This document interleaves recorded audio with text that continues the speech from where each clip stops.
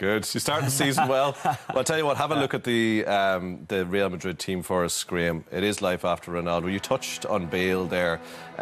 Not a like-for-like replacement, as you said, but Ronaldo leaving is there a shadow gone then that he can step out of? I think what happened at Madrid last year, you know, when they were puffing and puffing, you know, they went out of the race for La Liga very early on. And I think as a manager in that situation, you're thinking, you know, I've got to get back to being a little bit more solid in midfield. With Bale and Ronaldo on the team, they might have been a little bit too easy to play against, given that Ronaldo doesn't do a lot of work going back towards his own goal. His energy is safer going the opposite way. So he suffered. Bale suffered. He ended up sitting on the bench watching a lot of games. So that problem's not there anymore.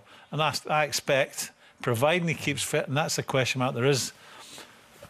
Certainly when he was at Tottenham, there was a feeling that he had to be perfect physically before he'd play. He's not one of those players that would go out and maybe push through an injury. And whether that's still the same now or he's changed, but I would expect him, if fit, to be starting most of the games. I think Graeme touched on the Hazard and Neymar. They were the one. They want potentially. I'm not saying they're going to get to the level of Messi, Ronaldo. They probably won't.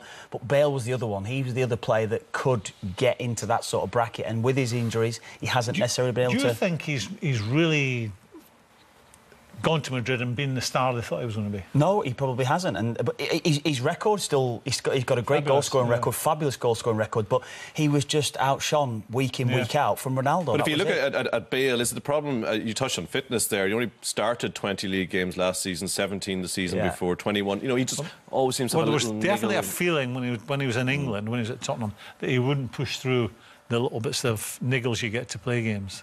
And if that's in you, that's in you. I don't see that changing by moving club. Well, even after the Champions League final, suggested he was fit for a majority of the league camp or the campaign.